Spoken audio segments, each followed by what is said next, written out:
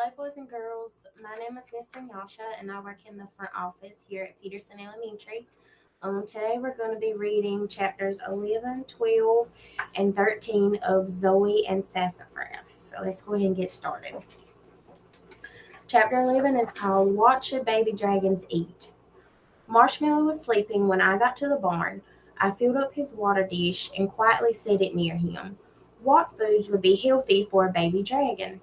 Mom had said that studying normal animals that might be related to the magical creatures had helped her before. Like when she had the winged fox that was sick, she'd read about foxes and birds to figure out what to do. I ran to the bookshelf. My eyes quickly scanned the books.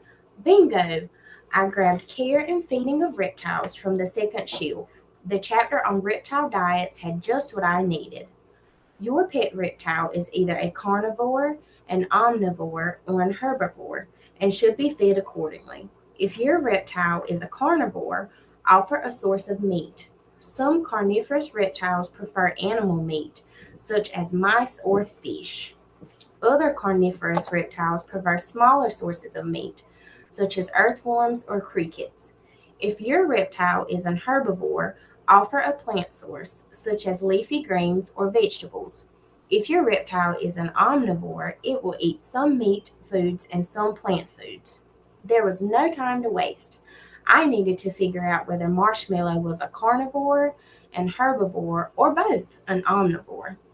As I ran to the house for supplies, I pushed down my worries. I had to believe that this experiment would help. Hang on, baby dragon. Chapter 12 Carnivore or Omnivore? I darted around the kitchen. I needed some kind of animal meat. I opened the fridge.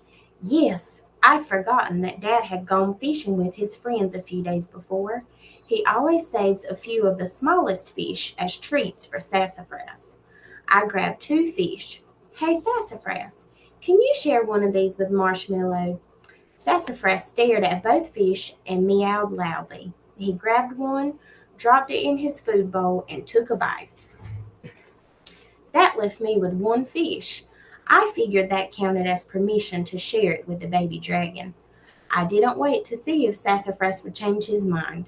I quickly gathered the other things I needed for the experiment and went straight to the barn with Sassafrass at my heels. If Marshmallow ate either the fish or the worms but ignored the plants, he was probably a carnivore. If he ate just the plants, he was probably an herbivore. If he ate both meat and plants, he was probably an omnivore. I knew I should be writing all of this in my journal, but it would have to wait until later.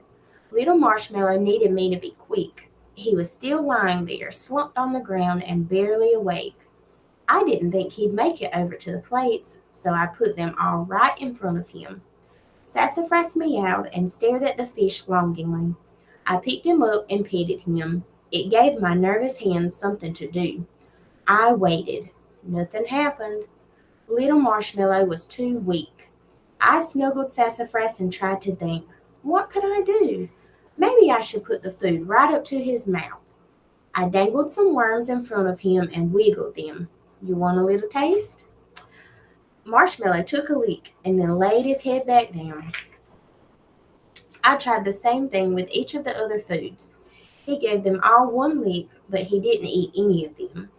I sat on the ground and put my head in my hands. I couldn't even watch anymore. Then I heard a sound. I looked up to see Marshmallow crawling over to the fish. He swallowed the whole thing in one gulp.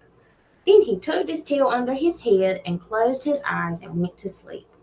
I crossed my fingers and toes that the fish and the nap would do the trick.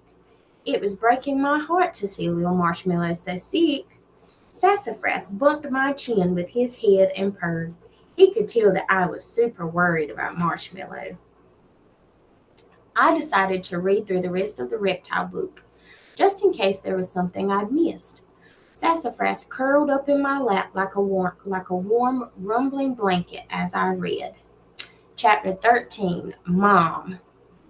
My eyes flew open and I looked around. The reptile book had fallen out of my hands. Sassafras quietly snored on my chest. I must have fallen asleep while I was reading. I heard my dad calling my name. Huh? Was it dinner time already? Sassafrass and I ran into the house and looked around, confused. Is it time for dinner? Dad laughed. Did you forget that your mom was coming home today? Mom's back! Mom's back! Mom! I ran to her office, hugged her, and then burst into tears. I messed up everything. There was a baby dragon, and I wasn't sure what was wrong. I fed him marshmallows, and at first he got better, but then he got so much worse. I tried to fix it by feeding him fish, but I don't know if it worked. I don't want him to die, I sobbed. My mom knelt down and looked me in the eye. Oh, Zoe, you must have been very worried, but magical animals are much tougher than you think. Let's go see how he's doing. All right, boys and girls, that's the end of chapter 13. I enjoyed reading to you guys. I hope you enjoy the remainder of your book.